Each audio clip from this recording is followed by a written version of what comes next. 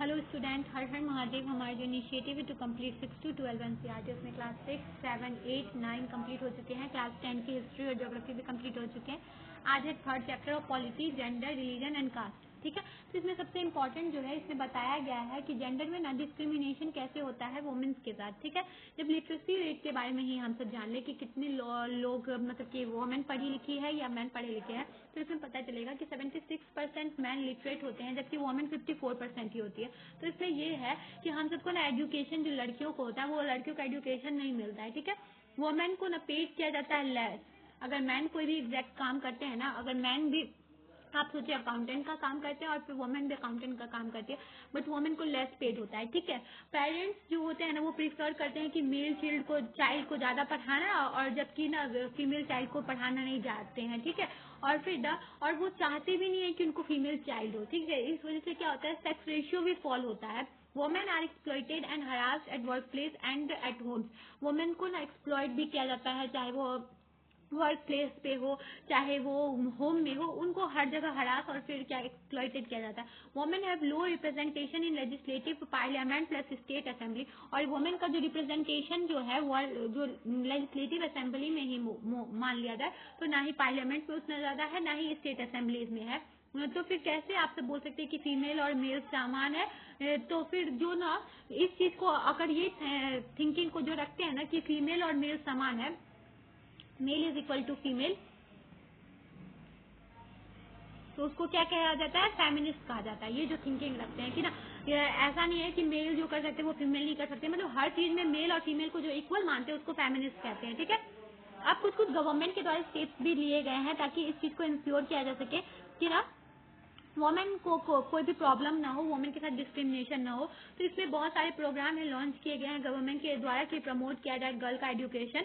इसमें है बेटी बचाओ बेटी पढ़ाओ, ये उनके पढ़ने के लिए है। ठीक है, फिर एंटी डॉरी लॉ जो इम्प्लीमेंट किया गया है, ये स्ट्रिक्ट करना चाहिए अगेंस्ट डोमेस्टिक वायलेंस ना हो इसके खिलाफ। ठीक है, उसके बाद है फिर है फीमेल इन्फेंटिसाइड और sex selective absorption abortion have been declared illegal. There are legal provision to punish who practice this social crime.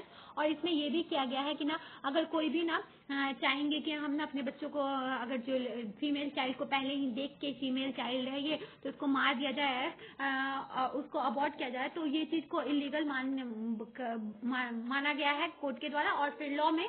और ठीक है, और इसके खिलाफ ना इलीगल इसको माना गया और इसके खिलाफ क्या है, लीगल प्रोविजन भी है कि अगर कोई भी ऐसा क्राइम करता जाएगा ना तो उसको पनिश किया जाएगा। ठीक है, इक्वल रेम्यूनरेशन एक्ट 1976 भी पास किया गया है ताकि इसको इम्प्लीमेंट किया जा सके और फिर ना मैन और वुमेन को इक्वल वेजेस मिल सके इक्वल वर्क के लिए। ठीक है, in local government bodies 1/3 seats are reserved for women. और उनका रिप्रेजेंटेशन जो होता है क्या कहते हैं कि वुमेन जो पॉलिटिकल रिप्रेजेंटेशन है उसको भी बढ़ाने के लिए क्या किया गया है, 1/3 जो वुमेन 1/3 जो रिप्रेजेंटेशन होगा हर जगह पे लोकल गवर्नमेंट पे जो 1/3 जो रिजर्वेशन होगा वो वुमेन के लिए रख दिया जाएगा। ठीक है, तो वो चीज को किया गया है। अब इसके बाद क्या है, religion, communalism and politics. When fight between two religion awkward, communalism problem. जब दो रिलीजन के बीच में ना अगर फाइट होता है तो उससे क्या किस चीज का कंसिक्वेंस प्रॉब्लम स्टार्ट होता है, तो ये प्रॉब्लम स्टार्ट होता है कम्युनलिज्म का प्रॉब्लम स्टार्ट होता है। ठीक है, when one religion and its followers are discriminated by another, when religion is seen as the basis of nation, when demand of one religion is formed in opposition of another. तो ना इसमें क्या होता है कि अगर एक रिलीजन को सुपीरियर माना जाए, दूसरे को डिस्क्रिमिनेट किया जाए, एक रिलीजन के बेसिस पे उसको नेशनैलिटी के बेसिस पे रखा जाए, एक रिलीजन को डिमांड ज्यादा रहे और दूसरे का कुछ ना रहे, when people start believing that believes of one religion is superior to other. और ये भी बिलीव किया जाने लगा कि ना मेरा जो रिलीजन है वही सुपीरियर है, बाकी का रिलीजन इंफीरियर है, तो ये भी अगर चीज सोचा जाने लगेगा तो इससे क्या होगा कि ना जो कम्युनलिज्म का भावना आएगा। When state power is use to stabilize dominance of one religion one rest. और अगर स्टेट भी ये चीज करने लगेगा कि कोई भी स्टेट गवर्नमेंट उसको सपोर्ट करने लगेंगे कि हाँ यही रिलीजन परफेक्ट है, इसको रिलीजन को और दूसरे रिलीजन को दबाया जाएगा, इस रिलीजन को बढ़ाया जाएगा, तो इससे भी ना इस टाइप का प्रॉब्लम क्रिएट होता है।